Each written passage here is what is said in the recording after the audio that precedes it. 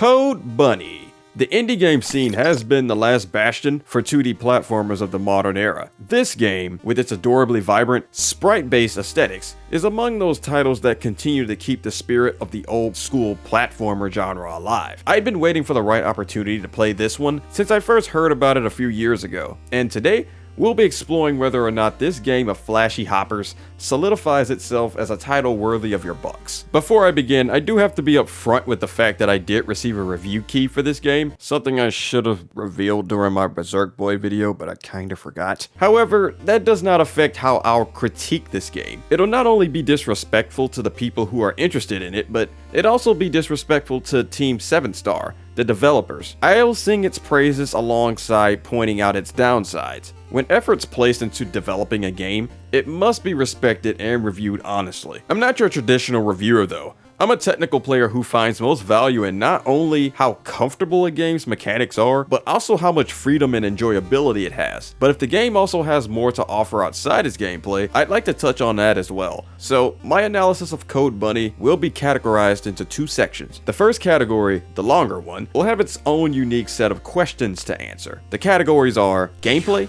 and story. Let's tackle the one that you probably care about the most first. How accessible is this game? Is it both casual friendly and leaves itself open for advanced gameplay? Are the gameplay mechanics easy to grasp or too complex? Are there any steep learning curves that could potentially sully the experience? Is the game balanced well? Are the moves and techniques designed well enough to where it won't negatively affect the challenge? How does the stage design hold up? Is the platforming solid and creative enough? Is there enough content to justify its asking price? How long is the game, and could that affect anyone's long-term enjoyability? Let's start with accessibility. I'm happy to inform you that the game is indeed casual friendly. From the jump, because they're bunnies.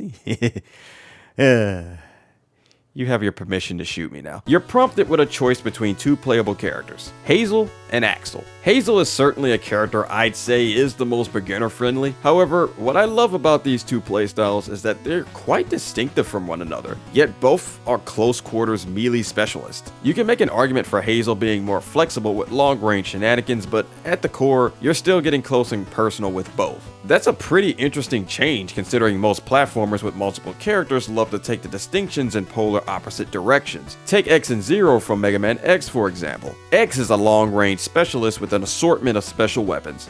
Meanwhile, Zero's all close and personal, with limited range options, but the meat of his playstyle is always ripping things apart face to face for maximum efficiency, unless you're unbalanced as fuck like X6-0. But to simplify their playstyles, Hazel's more along the lines of your standard sword fighter with their triple slashes, or in her case, 4 slashes, and all that. Axel is a bit more complicated, but his deeper mechanics are completely optional to engage with, and you'd beat the game just fine with just spinning and kicking everything. In fact, there's some silly cheese you can exploit, especially in boss fights that I'll definitely get into later.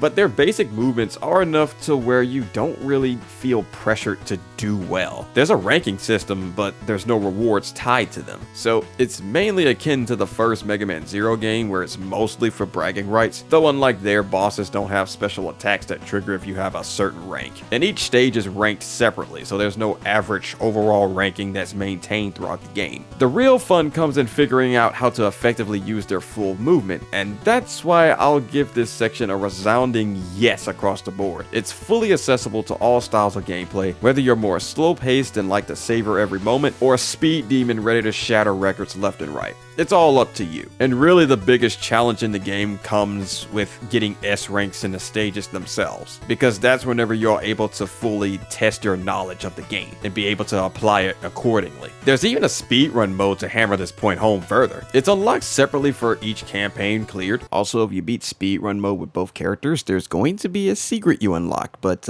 me telling you what it is defeats the purpose of it being a secret, so go beat speedrun mode.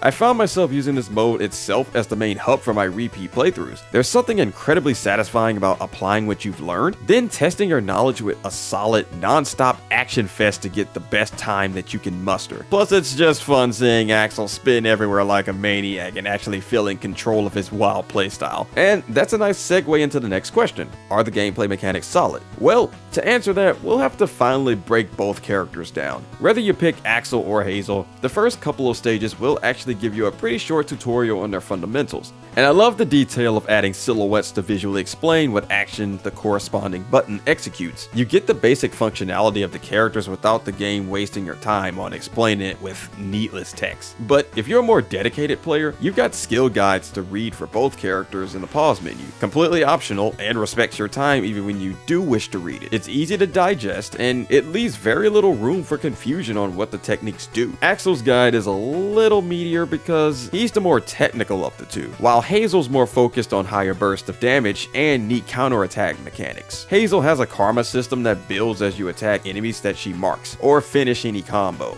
The more karma she accumulates, the stronger her attacks become, but it's a double-edged sword. Okay, I'll stop. I'm sorry. The higher her karma, the more damage she takes from enemies. But in order to regulate this, karma is expended when teleporting to marked enemies. This helps beginners with not getting themselves killed too easily, as this teleport is busted, man. It's one of her best tools to utilize, not just for quick access to the enemies, but also for crowd control and mobility. Now, wait a minute, I just realized something. Katana. Teleporting to marked enemies, hold sword and sheath like a bad... Is this Bunny Virgil? Why did it take me so long to make those parallels? God damn it. So she's Virgil. Bunny Virgil. Okay. But if you're a particularly skilled player with solid dodging skills, you can use karma to your advantage, especially in boss battles. Then there's her parry mechanics, which are also pretty strong. With good timing and keeping an eye out for visual cues on the enemies themselves, she can counter pretty much any attack.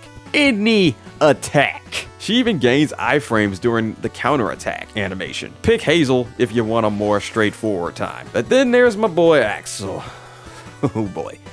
Okay, he's an ice skater, and if you really want to simplify him, he just spins to win, and kicks the shit out of things. But no, that's doing him a disservice. If you want an easy time with him, just spinning into enemies and building up his EX gauge is really all you need. Your boss fights will be slow as shit, but at least you'll be safe. The more his gauge builds, the more accessible his hidden techniques become available for use. And let me tell you, he's personally the most satisfying of the two to master. He's my favorite to control. He can be a little clumsy to control on the first go around, especially with how he recoils upon contact with opponents, but as you strategically build his gauge, he's truly the speedrun character of the game. His comet dash, uppercut, and dive kick cover some incredible range, and the sheer movement is insane once you get the momentum running. It's just that unlike Hazel, you've got a little more button inputs to work into your muscle memory. Not to mention, when you really understand how his movement works, you can cancel some animations to make things more seamless, such as using a spin to cancel the end lag with a vertical dive, or short hops to increase your horizontal movement, as well as control your pace so you aren't sliding all over the place uncontrollably. And if you truly master his extra skills, boss HP can melt with a spin plus comet dash spam, or well-timed dive kicks the moment your gauge is full, which,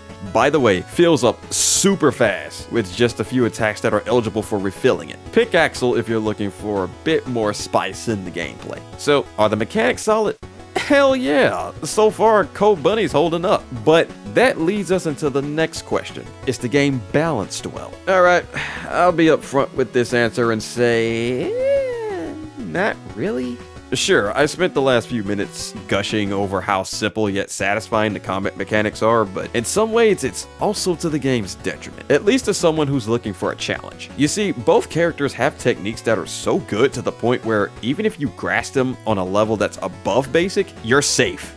Too safe, in fact. Remember how I mentioned Axel can melt HP with his dash attack? Well, there's something I've been purposefully failing to mention. He has a shield that completely nullifies all non-insta-death damage, and this shield can activate automatically so long as you have some meter. It doesn't even have to be full. I cannot tell you how much I've cheesed sections or bosses that Hazel otherwise had a tougher time with, all because Axel is so hard to kill, and he and Hazel's health can replenish with a good combo. In this second fight with Loon, I was practically begging for him to kill me. And yet, the shield activating in tandem with the dashes basically kept me safe by design. And it's not just Axel either. Hazel's counter truly keeps her super safe, and the window of opportunity for the parry is quite generous. It's still easy to time it wrong, but often I found myself parrying things when it got a little too crazy, like in some of the bullet hell shenanigans, and it often worked as a good get out of jail card alongside the teleport from the marked enemy. The characters are fun, but once you begin to piece together how they work, a lot of the challenge is stripped away due to how powerful they are. This will echo a point that I'll make in the next question, by the way. None of their moves are Mega Man 2 Metal Blade tier stupid in terms of imbalance, because at least there aren't moves that completely overshadow others. The balance issues more so lies in just how the characters interact with the stage and boss design. Everything you face feels outclassed to the characters, and I seem to have only struggled in the beginning when I was still learning the fundamentals. To hammer this point home, I got S ranks on just about every boss without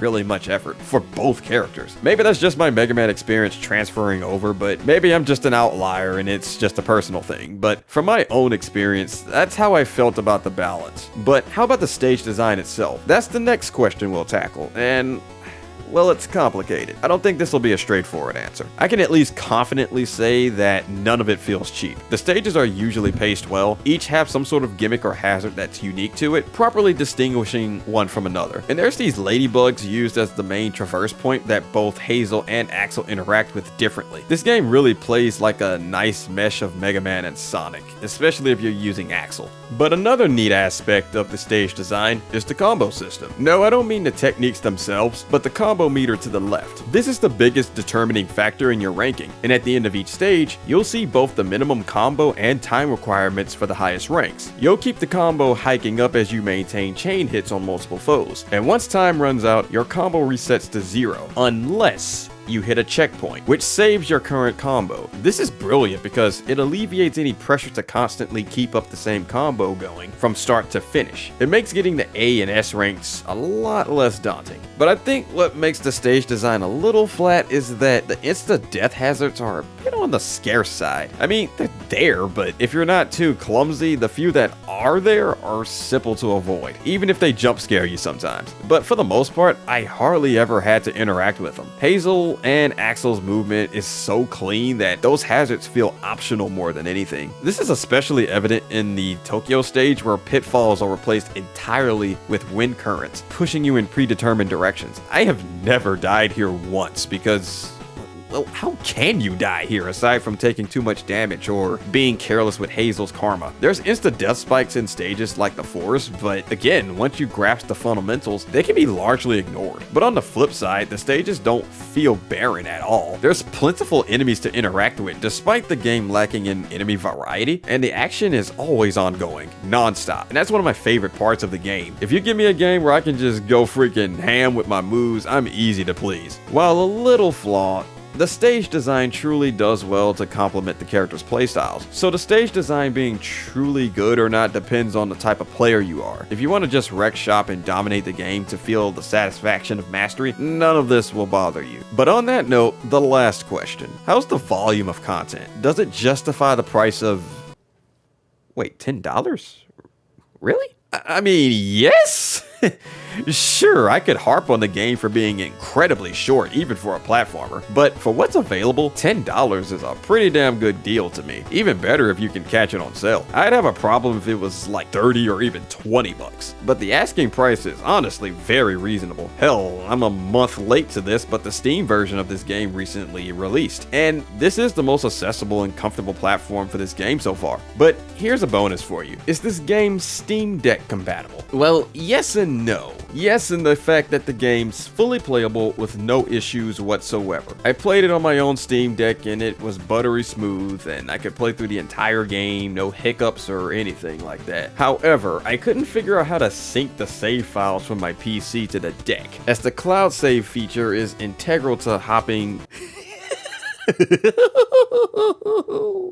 from device to device with all your clear data intact. You'd essentially have to start over from scratch, not allowing you to just load your file from PC and jump straight into the speedrun mode for the first time on the deck. But considering this game has a grand total of 6 playable stages, all of which are above the same length, or in some cases shorter than your average Sonic or Mega Man stage, it's not that big of a deal. It literally took me like 20 minutes to beat an Axel playthrough without the cutscenes, and I got the speedrun mode back. But if you want to retain your record from your main file, well, you'd probably have to manually transfer that file. And that's a bit of a hassle if you're breaking previous records and have to keep passing updated files around like a hot potato. Again though, this is just a bonus thing I just wanted to bring up for those who were just curious about the Steam Deck. I could also be stupid and it's just a problem on my end.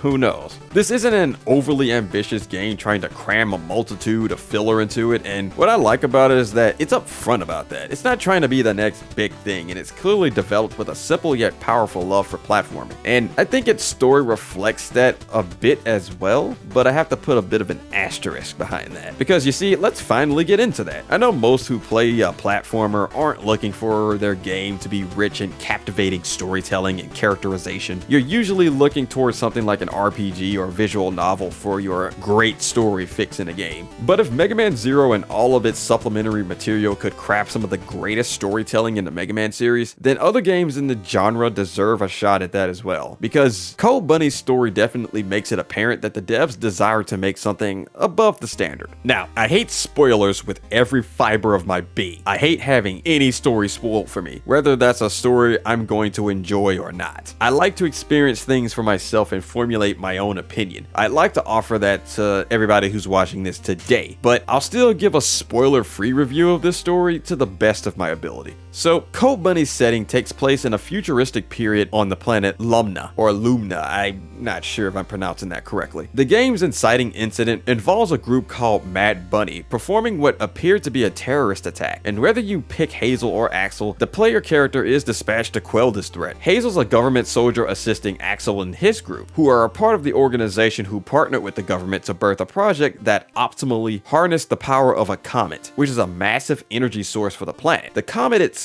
is a major plot device that helps advance the story in key moments. Now, the story initially progresses in a manner that appears to follow your basic flowchart of good guys fight bad guys hurting people, good guys are dispatched to take out the bad guys, good guys beat the bad guys, everybody live happily ever after. But no, as early as the second stage, you're fed crumbs of the bigger picture behind the inciting incident, and the conflict isn't actually that straightforwardly black and white. Corruption's going on behind the scenes, and both characters discover this in their own unique perspectives. Hazel and Axel do have personal backstories that reflect on the journey that they embark upon. They meet each other along the way and bond over their circumstances, but while their goalpost is the same, they arrive there on different routes, rife with their own string of personal challenges and development from the unfolding events. Well, this is primarily expressed in the narrative and not so much within the gameplay itself, as they share nearly every stage, with the exception of 2 stages, one of them being screens which occupy flashback sequences. And for what it's worth, the game genuinely tries to tell stories of 2 characters who'd go through very believable hardships. I mean, come on, stop hurting me with the crying buddy. God damn it, my heart hurts when I see adorable things cry, okay?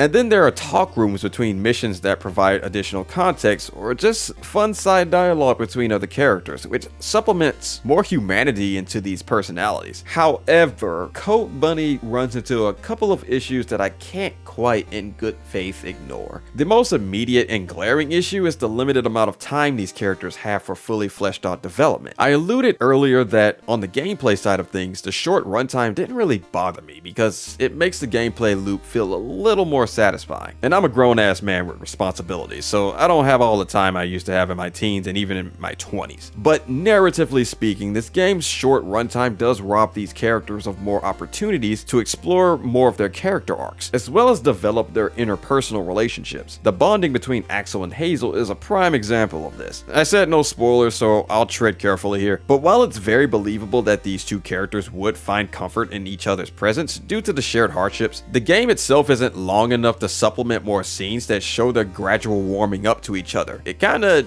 just happens. It hurts the emotional weight in some scenes because there's just not enough time to allocate to fully fleshed out development, and we don't really have enough time with the characters to sit on their feelings and explore them further. The conflict with the main antagonist, who I will not spoil, obviously, also suffers from this. We can understand the characters' motivations just fine and even conclude how much it made sense for them to behave the way they did and even empathize with them a bit. But there's a lot more telling than showing here, and that's primarily supposed to be the other way around. I love that this story is not just a black and white conflict that you typically see in a game, but that short runtime really stifles how much we can explore both the world and the people within, because that leads into the second issue. The world is interesting, but due to the nature of the game, we just don't get to see even a fraction of it. And that's more of a genre issue than a Code Bunny issue. Platformers are always gameplay centric, so the most a developer can do is diversify the geographical locations of stages and work with that. This game definitely did that, but just not enough. When I learned a little bit more about Axel's backstory, for example, I really wanted to see more visual glimpses into how their society operated, the entire planet, or at the very least his neck of the woods. As from what he described, it mirrored the similar environments that I personally grew up in as a child. But I do think my criticism here may be asking for a bit too much for obvious reasons with, again, the genre. If this game was longer or was an RPG, I'd bet it'd have almost none of these problems that I listed. Story focused or gameplay story balanced titles allow a larger capacity to explore character arcs,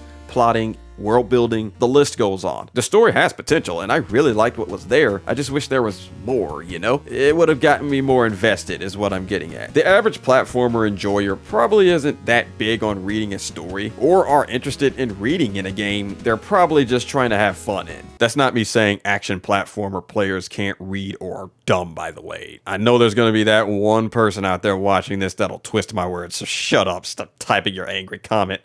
I'm not going to read it anyway. But when executed well, a great fleshed out story can coexist with a genre that it's typically not made for, in my opinion. Like I said, the story has potential, and that more or less sums up my thoughts on Code Bunny as a whole. I felt like this game, while pretty great and well worth the price, could have definitely benefited from being at least a little bit more ambitious. The gameplay has a decent chunk to bite into in terms of technicality and depth, but even though that's the highlight, I would have liked to see both expansions to the movesets and have better balancing to increase the challenge. Hell, even some crazy additional difficulties could have helped out there if they felt that the balancing was fine. That's the reason why I'm both praising and criticizing it. When I like something, I really want it to realize its full potential. I don't know if this game will receive a sequel, but I'd welcome it immediately with open arms, or anything else the developer crafts. They have marvelous ideas here, and I'd really like to see them blossom into something even better.